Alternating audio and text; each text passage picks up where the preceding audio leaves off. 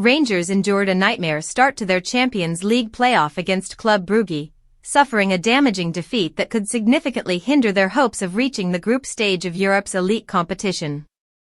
The contest at Ibrox had barely settled when the visitors struck their first blow. A calamitous mix-up at the back between Nasser, Djiga and Souttar gifted Romeo Vermant the chance to pounce, and the Belgian forward needed no second invitation, clipping a composed first-time finish over Jack Butland to silence the home support.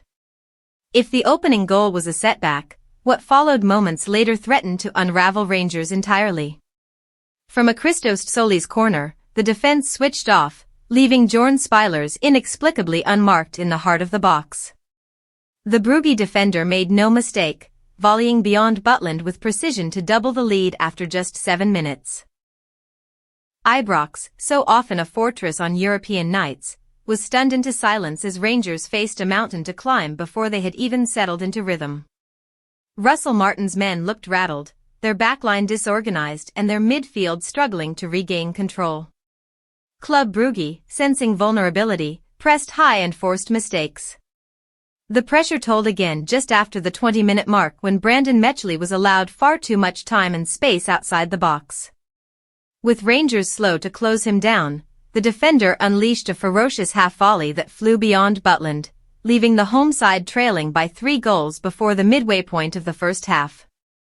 The early blitz highlighted Rangers' defensive frailties and a lack of composure under pressure, issues that Martin will urgently need to address before the return leg. While there was no shortage of effort from the Jers going forward, their attempts to respond were often hurried and lacked the precision needed to break down a disciplined Brugge defense. The visitors, meanwhile, grew in confidence, managing the game with maturity and controlling the tempo to frustrate the home side. For Rangers, the defeat leaves qualification hopes hanging by a thread. The scale of the challenge in the second leg is immense, requiring not only a dramatic turnaround but also a belief that they can cut through a side as composed and clinical as Brugge. European football has a history of improbable comebacks, but on this evidence, Martin's side will need a significant transformation in both mentality and execution to keep their Champions League dreams alive.